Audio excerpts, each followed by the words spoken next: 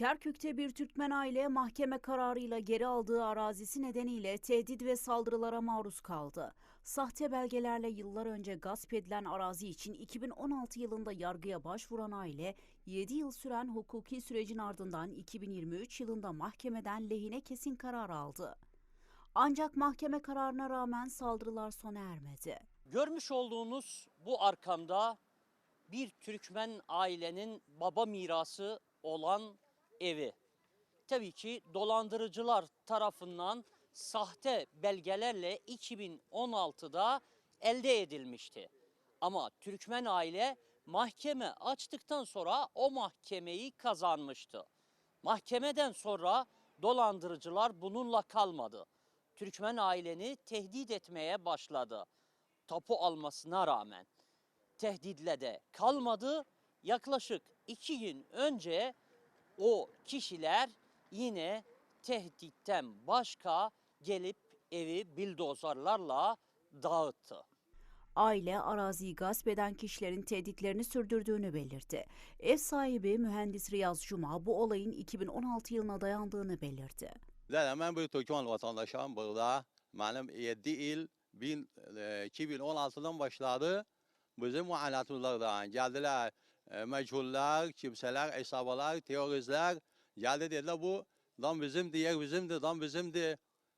Davet temlik kavzadılar, istediler bu damı aslını elimizden.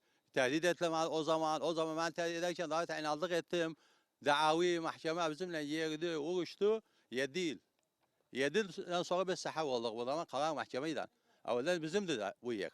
Ev sahibi Cuma, evi yeni tamir ettiğini ancak sabah saatlerinde kimliği belirsiz kişiler tarafından evin yıkıldığını belirtti. Ben bunu sarf ettim, yaptım, yoruldum, tamir ettim. Son lemeset kalmışydı eşyam var içinde. Gecenin bir son vaktinde gelip de bir mücrimler, teröristler geldi bunun şafalıyla veriyorlar bu damı. Eşyam fıktal oluptu, dam yıkılıptı, eşya telef oluptu. Bundan önceki 2024'ten kavul çıkarttım. Çi kimse, çi şahıs geldi, beni tehdit ettiler burada. Tapu da var, tapu da var, tapu da var. Neticeli olunca yani elden alem hakkını alsın. Riyaz Cuma'nın eşi ise sahte belgelerle evin gasp edilmek istendiğini söyledi. Şirket yeden üstümüze hapsin tezvir getirdi dedi. Bu kıtane ben 2016'da almışam. Benim babam vefat etti 6-5-2012.